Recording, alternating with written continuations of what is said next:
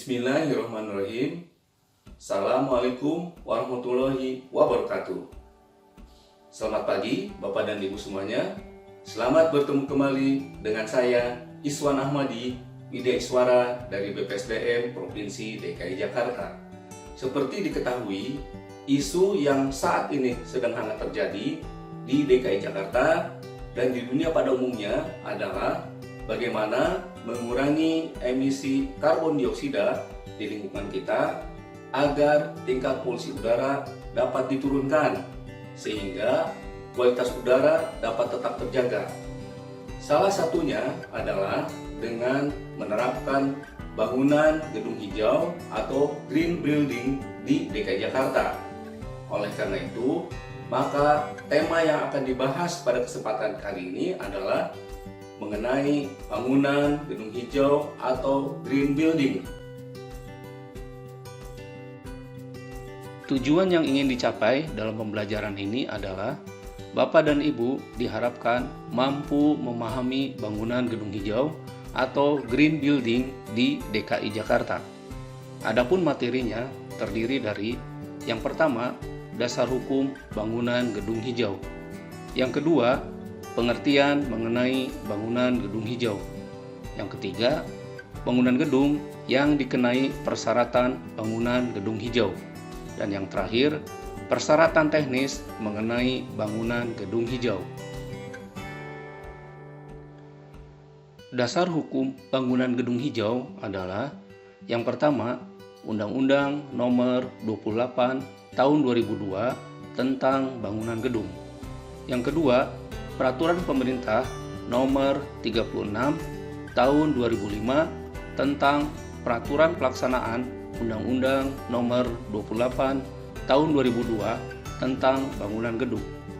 Yang ketiga, Peraturan Menteri Pekerjaan Umum dan Perumahan Rakyat Nomor 2/PRT/M/2015 tentang bangunan gedung hijau. Dan yang keempat, Peraturan Daerah DKI Jakarta Nomor 7 Tahun 2010 tentang bangunan gedung. Dan yang terakhir, Peraturan Gubernur DKI Jakarta Nomor 60 Tahun 2022 tentang bangunan gedung hijau. Bangunan gedung hijau adalah bangunan gedung yang memenuhi persyaratan bangunan gedung dan memiliki kinerja terukur secara signifikan dalam penghematan energi, air, dan sumber daya lainnya melalui penerapan prinsip bangunan gedung hijau sesuai dengan fungsi dan klasifikasi dalam setiap tahapan penyelenggaraannya. Berdasarkan pengertian tersebut, maka penerapan bangunan gedung hijau mulai dilaksanakan dari tahap pemrograman bangunan gedung, tahap perencanaan teknis bangunan gedung, tahap pelaksanaan konstruksi bangunan gedung, tahap pemanfaatan gedung setelah selesai dibangun, dan tahap pembongkaran bangunan gedung atau demolis. Selanjutnya, bangunan gedung yang dikenai persyaratan bangunan gedung hijau meliputi yang pertama, bangunan gedung baru, dan yang kedua, bangunan gedung existing. Bangunan gedung dimaksud meliputi klasifikasi yang pertama, bangunan skala besar, yang kedua, bangunan skala sedang, dan yang ketiga, bangunan skala kecil.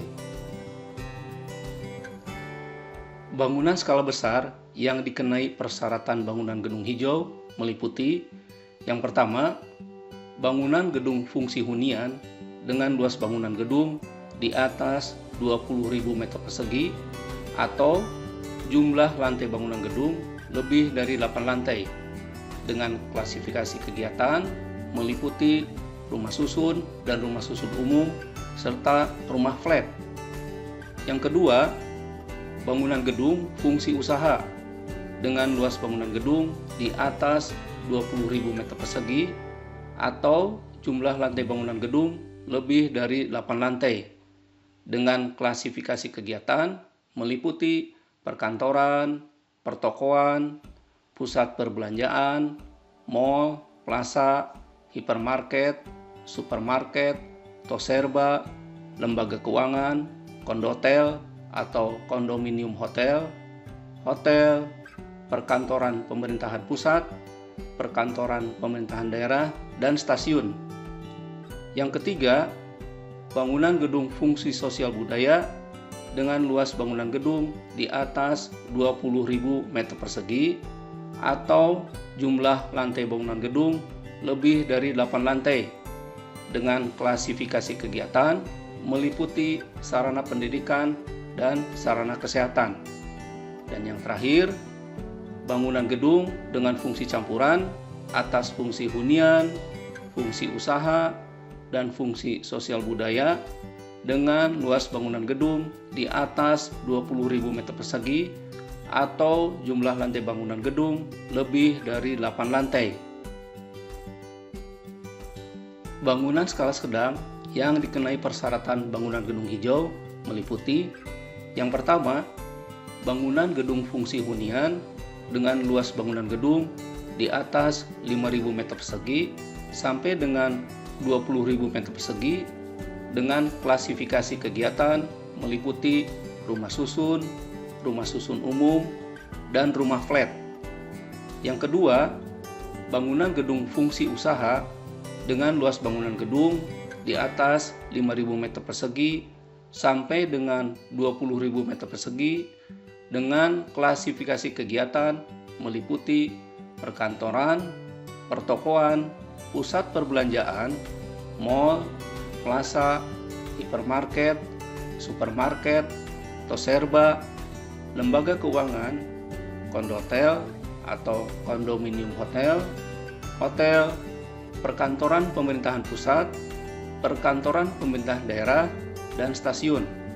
Dan yang terakhir adalah bangunan gedung fungsi sosial budaya dengan luas bangunan gedung di atas 5.000 meter persegi sampai dengan 20.000 meter persegi dengan klasifikasi kegiatan meliputi sarana pendidikan dan sarana kesehatan.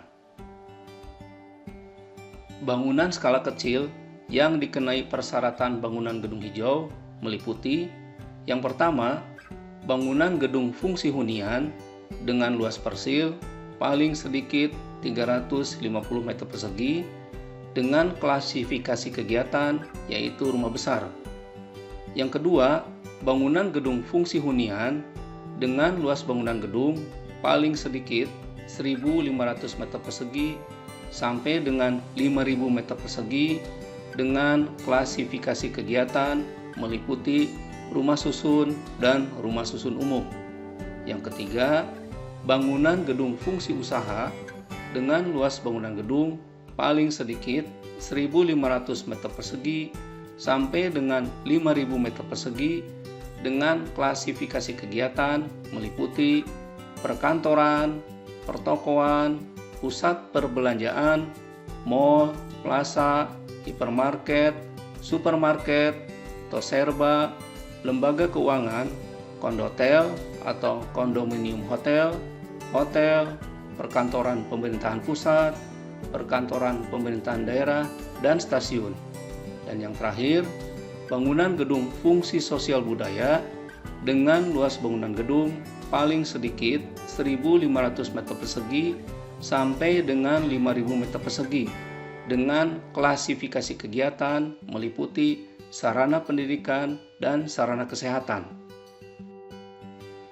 Persyaratan teknis bangunan gedung hijau pada bangunan gedung baru dan gedung existing adalah sebagai berikut.